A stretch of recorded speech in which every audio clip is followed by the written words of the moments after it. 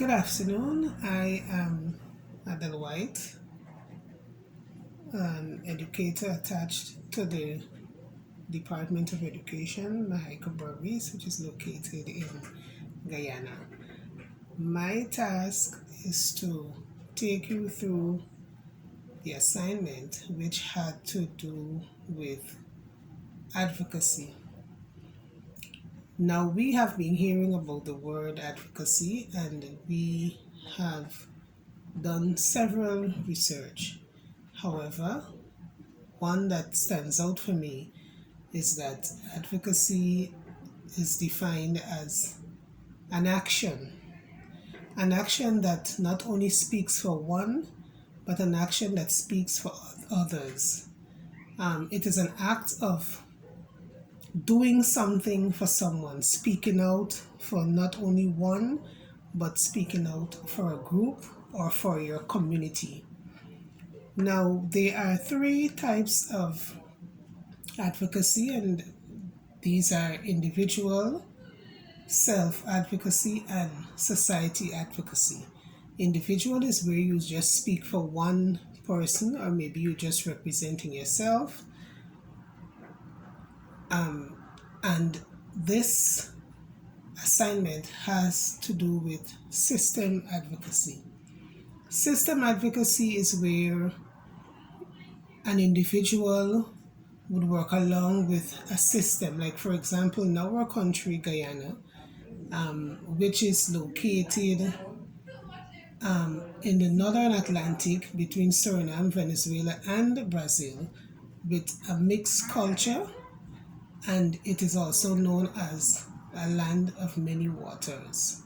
Now, we have a general education system like most other countries, where children start school at the age of 3, 6, and for some 3, 9. They are given free education from nursery to secondary. There are also technical and vocational institutions, teachers training college, which it's optional for one to attend, but it is compulsory that all children must attend nursery, primary, and secondary. Even up to today, to date, our primary education is not compulsory, but we are all advocating that children should be able to attend the nursery.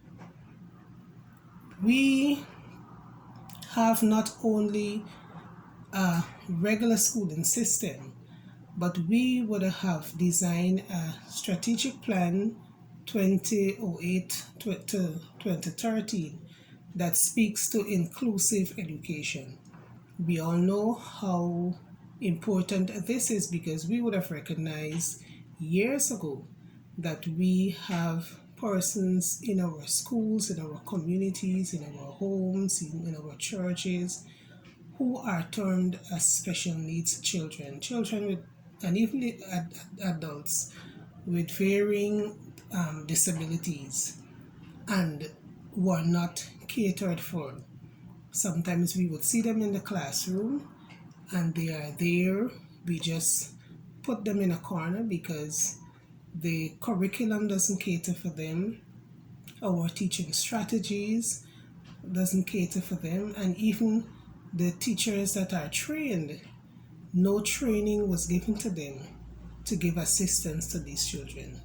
However, there were several bills that were passed. For example, those one in 2014, and this one speaks to us ensuring that those children are catered for. Hence, we would have had the opportunity of having our own SEN, that is our Special Education Needs Unit. We also have a diagnostic center, which is located in the Sir Potter's College of Education compound that is at Turkide. So teachers have first-hand access to that center. In addition to that, we have special needs schools And for those regions who are not fortunate to have schools, they are privileged to have a classroom which resembles that of a school, which caters for children with special needs in the department. I would have looked at the life of a young man, Andre Romaldio, who started his career as a teacher. But he wasn't fond of it because for him, he always wanted to be a lawyer, one that would represent persons, one that would be an advocate for persons. And then later on, he realized that, you know what, instead of me representing persons with the law, I let me switch my career to becoming a language teacher. Hence, he is one of those advocates who go out to ensure that children are able to read.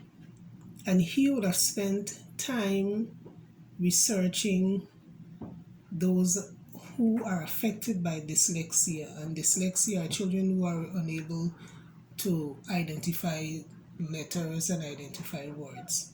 So he is one of the advocates who go around ensuring that children are equipped with the necessary tools, they are being given the necessary strategies to ensure that they are able to read. And we all know how important reading is.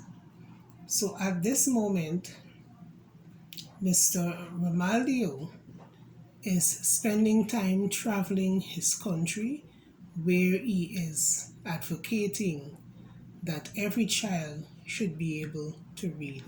And all those children who are experiencing difficulties and or all those children who we would have termed or we term as dyslexic, those are the children that he is working with. He is not alone, as I would have said. He has also be he is a part of many organizations which, along with the Ministry of Education, they are programs, they are materials that are put together so that children can be catered for. There are different readings that speaks to advocacy. So many persons would have given their experience. And one experience, again, that stood out for me is a young woman who would have given birth to two daughters, and both of them are special needs. And she would have spent her life researching on how she can cater for them. And not only spending her time with them, she has been sharing her experiences with other mothers because she wants them to understand that they can be advocates for their children. Advocates don't always have to be an educator. Advocates don't always have to be some organization. Every mother that has a child who has some form of, let's say, deformity or some form of some shortcoming can be an advocate. Today, I want to encourage us that in our own way, we can be advocates. You can be advocates. You can be advocates in your home. You can be advocates in your church. You can be advocates in your schools, in your community, and more so in your country. Thank you.